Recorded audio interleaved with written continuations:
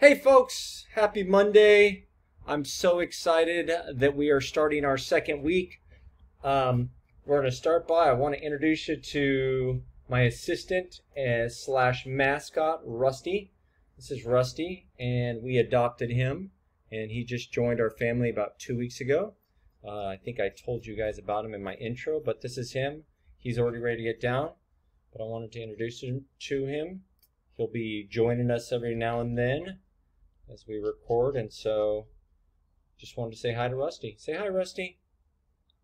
We'll say goodbye, Rusty. Now I'm going to let him go, and we're going to get started.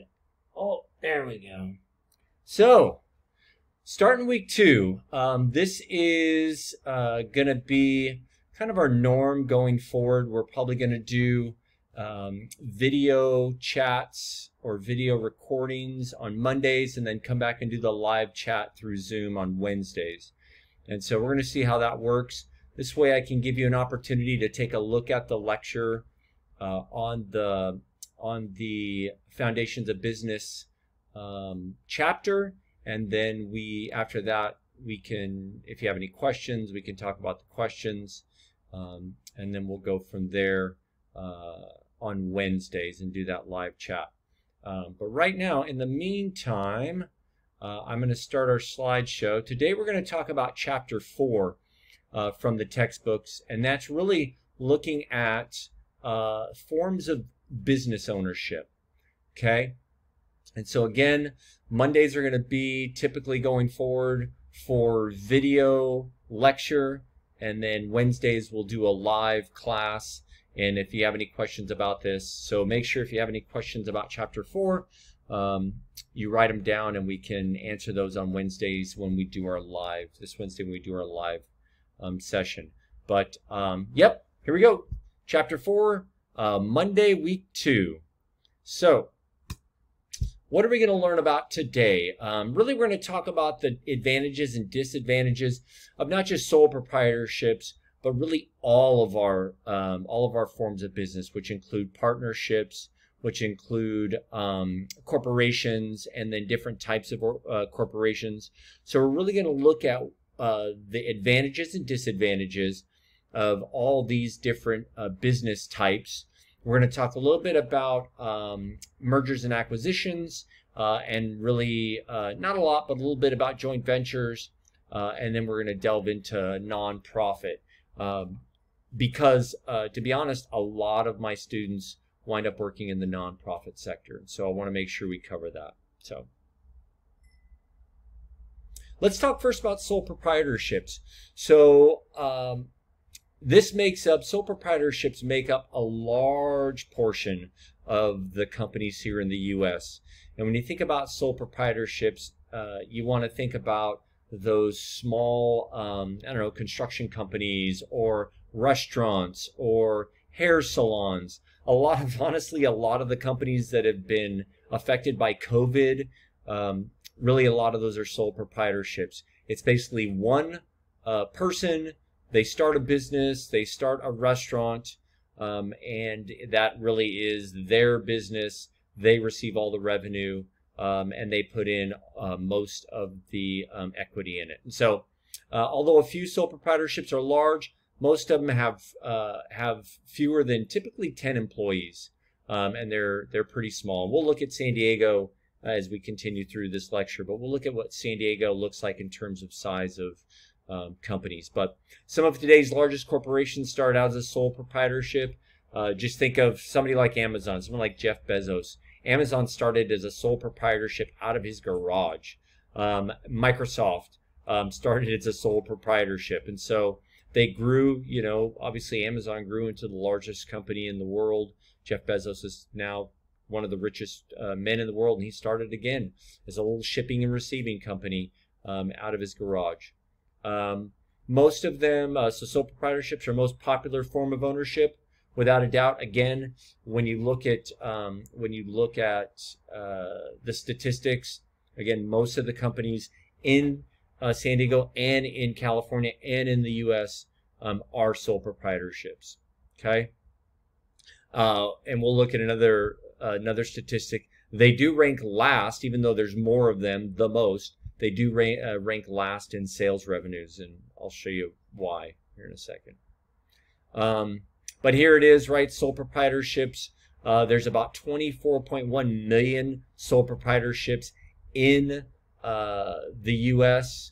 Partnerships are 3.4 million. Corporations only are about 5.9 million. So only about 18% of all companies in the U.S. are corporations. The bulk of them are sole proprietorships. And I would almost guarantee that you probably know somebody, maybe your parents, maybe your grandparents, maybe your aunts, uncles, maybe a friend, that are owners of a sole proprietorship. Again, sole proprietorship is defined as one person who owns a company, and so that's that. So here's total sales. Even though sole proprietorships are the largest amount, their total revenues are only about 4% of total revenues in the United States. The bulk of revenues in the U.S. come out of corporations. So the difference between 30.2 trillion and 1.3 trillion. And it's pretty easy to explain. I mean, think about the difference between a company like a Qualcomm here in San Diego, which is a large corporation, which is a Fortune 500 multi-billion-dollar organization. That's just one corporation, as opposed to, you know, think about all of the barber shops, think about all the restaurants, think about all the contractors here in San Diego, or even across the U.S.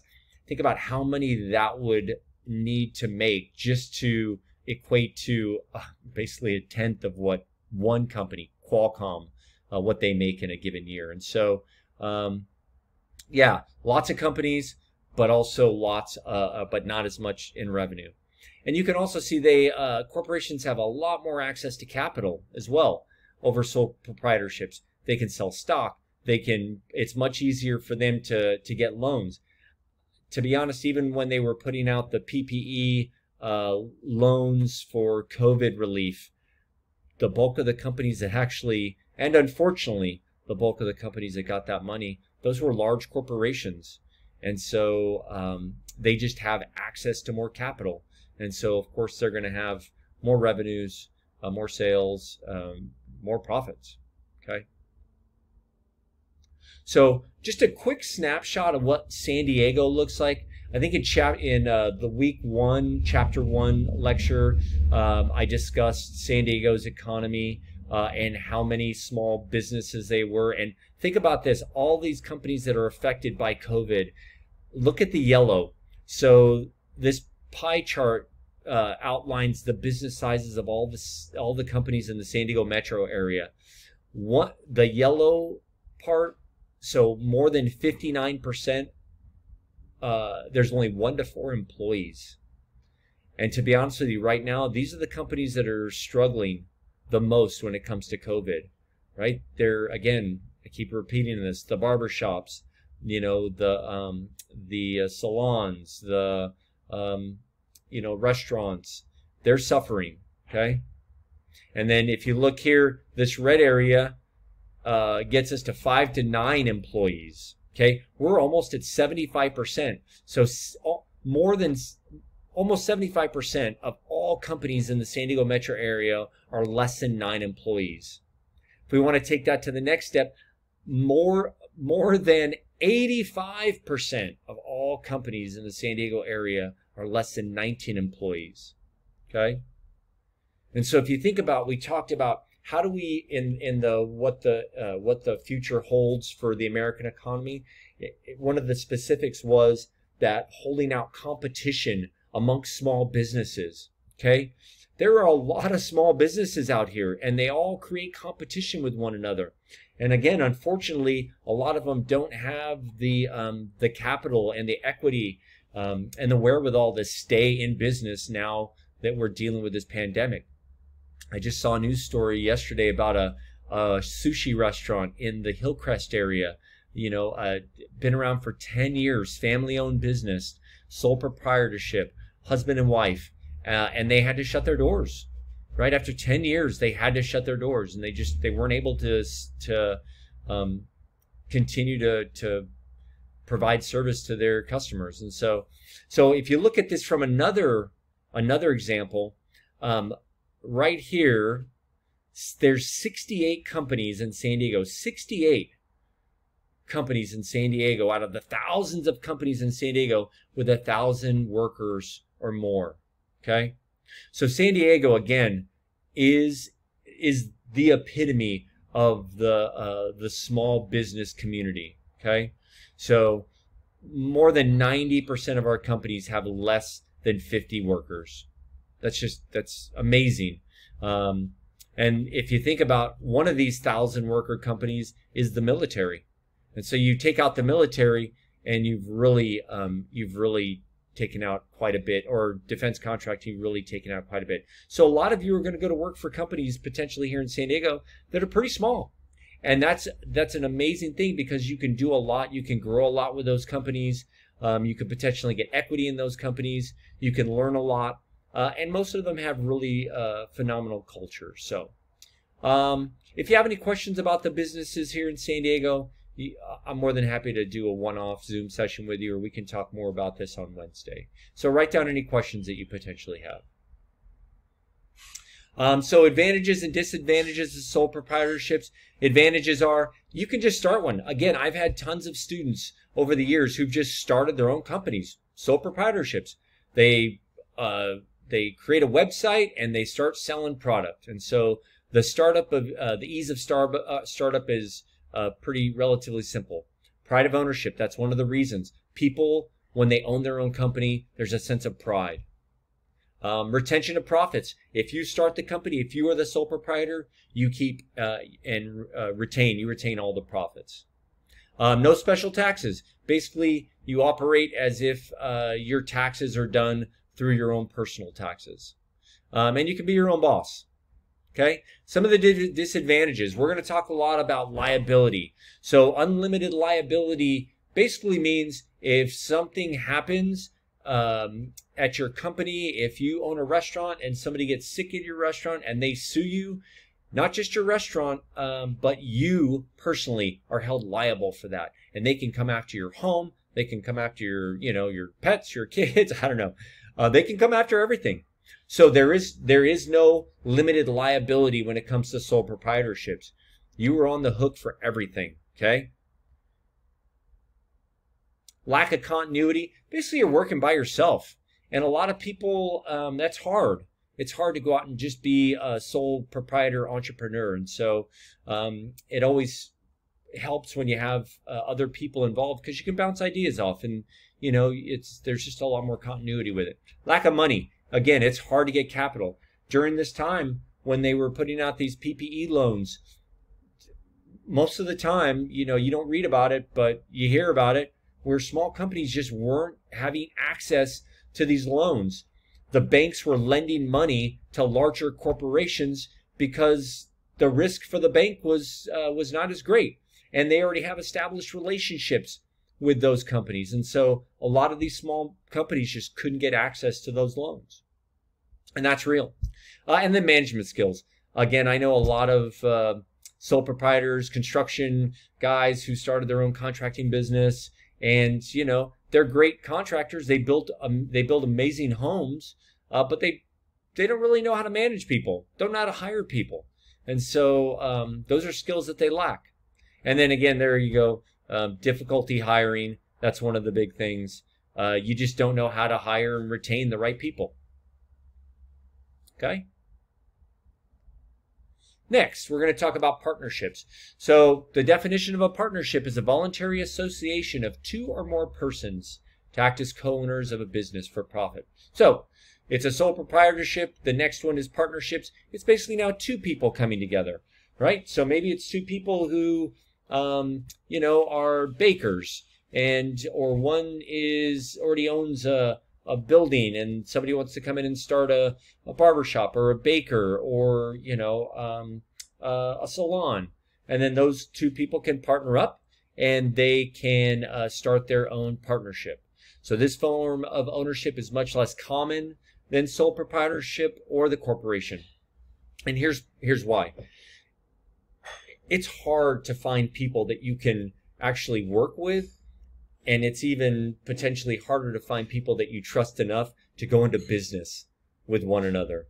You know, it takes a special bond, and it takes a lot of legal maneuvering to make sure that if something happens, neither one of the partners kind of gets left on the hook for anything. So partnerships just aren't that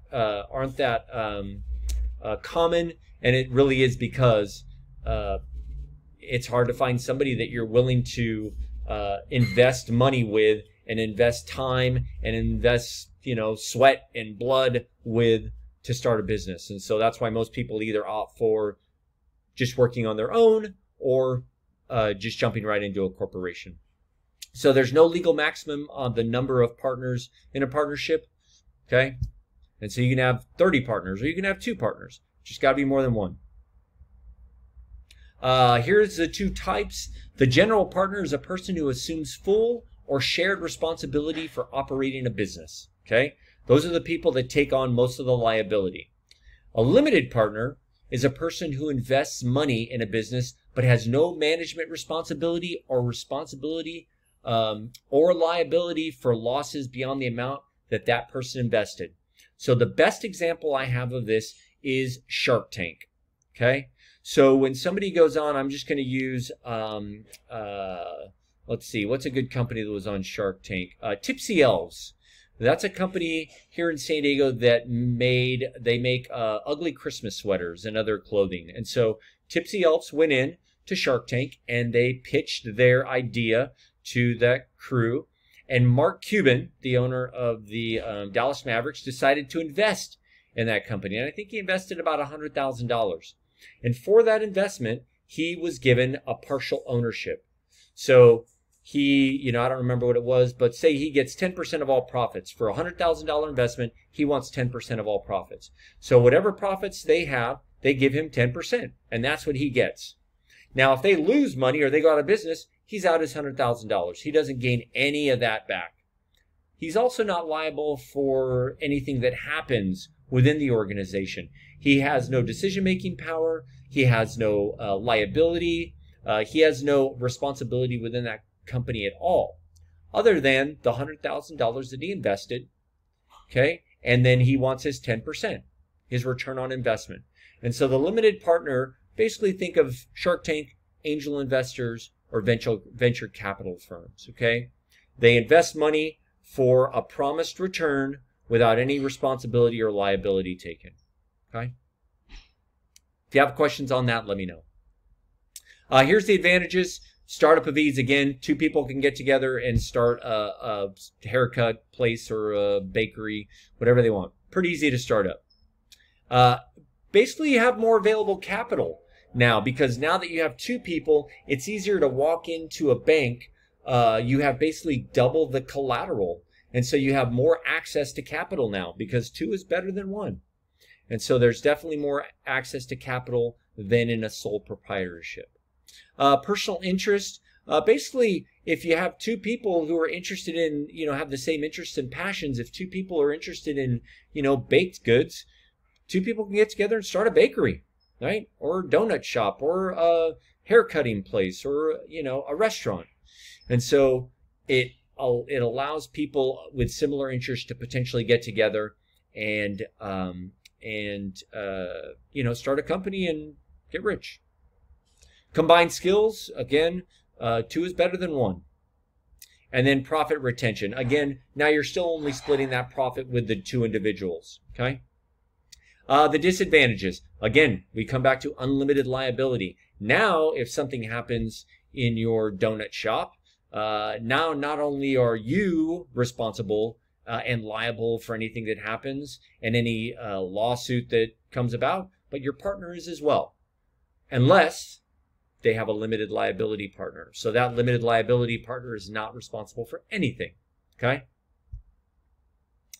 Disagreements, this happens all the time. This is why it's so few and far between that there are partnerships, because people just disagree with one another, okay? Unless you've got a long-standing, lifelong relationship with somebody, or you have a really good lawyer and you've agreed to specific terms of the partnership, there's going to be disagreements, and within those disagreements, anything can happen.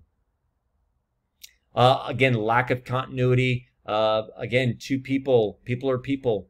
And what you signed up for initially with this partner may not be the case going forward, and so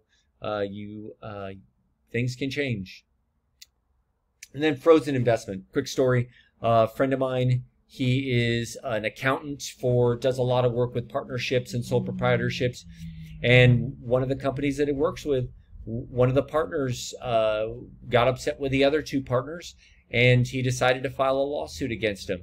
And so what happened is, because one of the partners decided to do this, they had to freeze all their assets. Okay? And so now nobody can touch the business, nobody can touch the revenues, nobody can touch any of the monies or any of the properties within this organization until they settle this lawsuit. And so that's real. That happens. Corporations. So this is the big one. And this is something that many people don't realize. A corporation is an artificial person created by law with most of the legal rights of a real person, including the right to start and operate a business, to buy or sell property, to borrow money, to sue or be sued, and to enter into binding contracts. Unlike a real person, though, a corporation exists only on paper. So think about this. If I am starting a business and I want to create liability, right? A way out of liability, right? A limited liability for myself as an individual person. I go create a corporation, and now Nick Wolf is not on the hook if something happens at the donut shop. ABC Donuts, I couldn't think of a better name. Yum Yum Donuts is now, they're on the hook because it's their problem. They're the ones that that the issue happened with, and now lawsuits have been filed against them. So the company itself, Yum Yum Donuts, is now the person who is being sued, and Nick Wolf gets to retain his house and his kids and his dog and all that stuff. And so I am untouchable. And so really, if you think about it, that's the main reason why people file for corporations, right? They create these corporations to allow them to not be liable for anything that happens within the company. And vice versa. If something happens to me as Nick Wolf, the individual, if somebody slips at my house and somebody sues me, my corporation is safe as well. Okay? So think about a corporation. It is a person with all the rights and responsibilities of a person. So corporate ownership, it's their stock. Those are the shares of ownership of a corporation. The stockholder is a person who owns corporation stock. A closed corporation is a corporation whose stock is owned by relatively few people, typically family and close friends. And then an open corporation is where the stock is bought and sold by individuals on the market, for example, the NYSE or the NASDAQ. Okay? I'm sure many of you nowadays, I talk to a lot of my students, and a lot of them are hold stock, and they're using Robinhood or TD Ameritrade to do that. So if you're would love to hear from you on Wednesday if you're a stockholder in a corporation. So forming a corporation, where to incorporate. In the book, it talks about different places. I think Idaho is a good place. Nevada is definitely a good place to incorporate. California, not so much. California is not a great place to incorporate because we have so many laws and so many lawyers who like to sue, and so most people don't file a lot of corporations here, corporate charters here in California. Nevada, Idaho, I think there were some other ones in the book, and so yeah, so things to think about. So a business is allowed to incorporate in any state that it chooses. If I'm doing business here in San Diego, I can still incorporate in Nevada. The decisions on where to incorporate usually are based on two factors: the cost of incorporating in a state and the advantages and disadvantages of each state's corporate laws and tax structure. Okay? So you choose to incorporate where it's best for your corporation. And I'll be honest with you, a lot of companies, they choose to incorporate where they do business, and that's okay too. But many companies also incorporate out of state, particularly if they're in a hostile state, unfortunately, like California. So let's look at the different types of corporations. A domestic corporation is a corporation in the state in which it is incorporated. So if I work in California, my company is in California, and I incorporate in California, I am a domestic corporation in the state of California. a foreign corporation.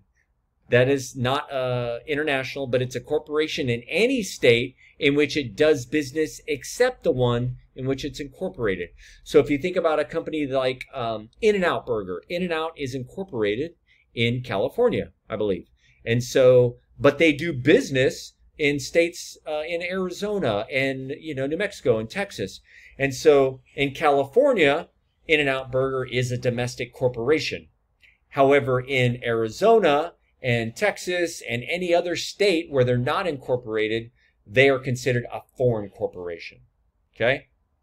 Now, an alien corporation is a corporation chartered by a foreign government and conducting business in the United States.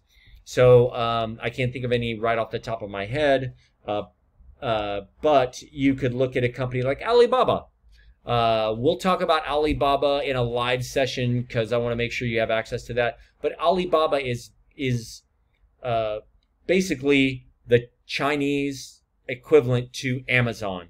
And so they do business here in the U.S., but they're incorporated in China. And actually their founder and CEO lives here in San Diego.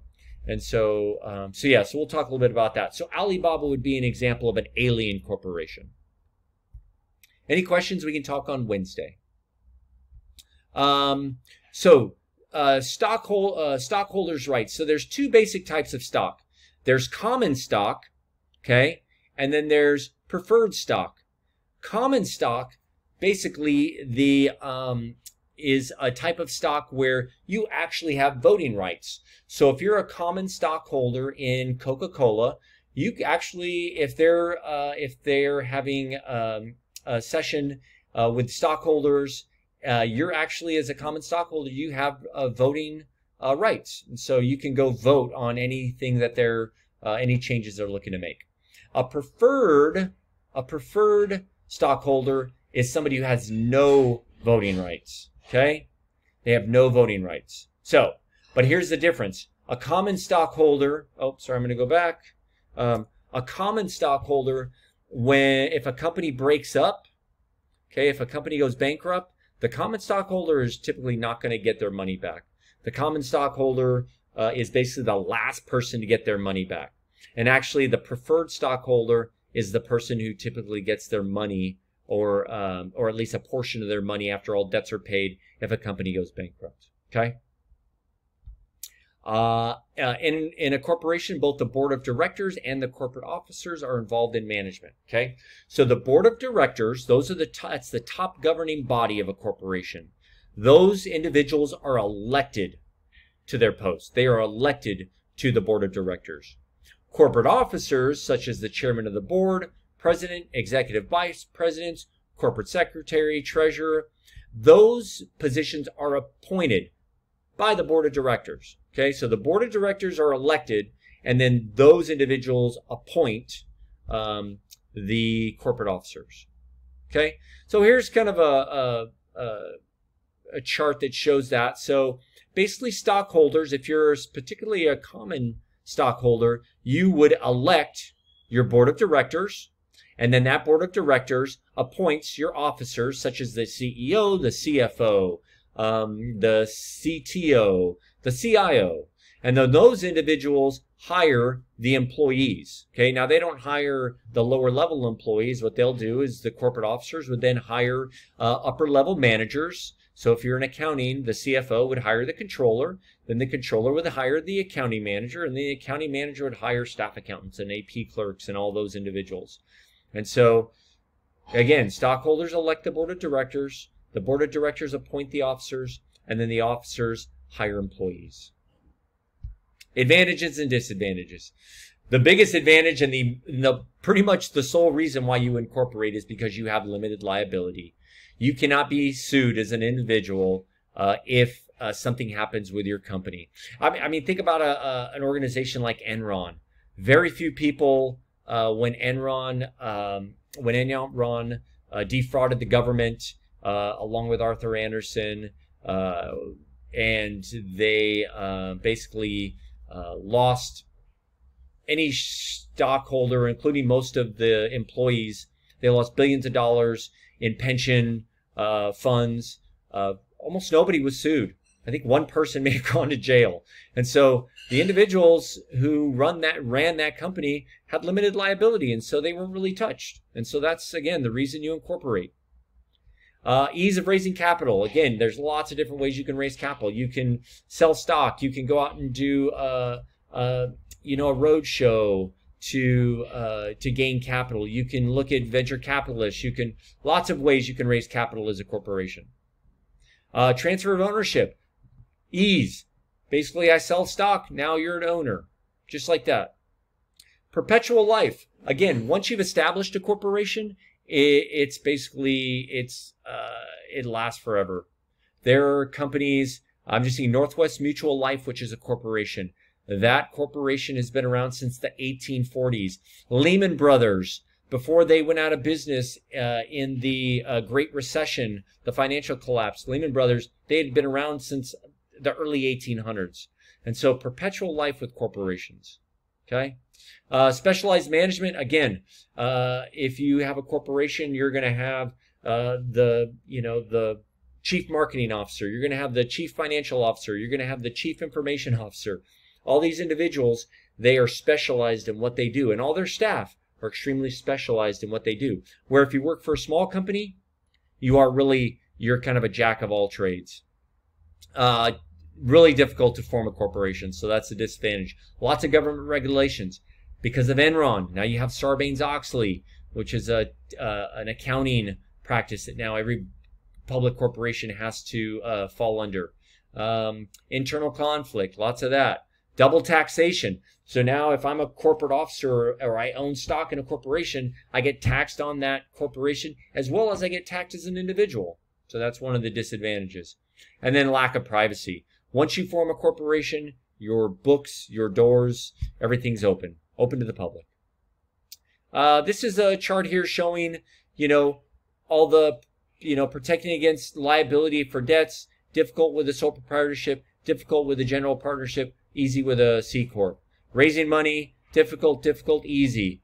You can look, there's lots easy. Government regulations, none almost with a sole proprietorship or general partnership. Pay your taxes. That's about it. Easy to form a corporation, a partnership and a sole proprietorship, difficult to form a corporation. Different types of corporations. There's S-Corps, which is taxed as though it were a partnership. Okay, S-Corps could be something like, stockholders must be individuals, estates, right? So S-Corps, a lot of real estate ventures. So they're corporations, again, that are taxed like the personal income of its stockholders. Taxed as a partnership. The corporation's income is taxed only as the personal income of its stockholders. So in S-Corp, the criteria is there's no more than 100 stockholders. The stockholders must be individuals, estates, or certain trusts. The corporation has no non-resident alien shareholders, okay? And there can only be one class of outstanding stock. Becoming an S-Corp, let's see. Limited liability, LLC, is a form of business ownership that combines the benefits of a corporation and a partnership while avoiding some of the restrictions and disadvantages. The advantages of an LLC, it's single taxation, okay? So you're taxed only as an individual as well as your company. So you can combine those. Limited liability, this is the big one, and then flexibility. Here again is a chart. You have access to all these in Canvas. Next, nonprofits. Nonprofit corporations are corporations organized to provide a social, educational, religious, or other service rather than to earn a profit. Now, that's not to say they don't make money, but basically at the end of the year, they put the money back into the organizations or they don't potentially donate it. And so examples are charities, museums, private schools such as Point Loma, churches, charitable organizations.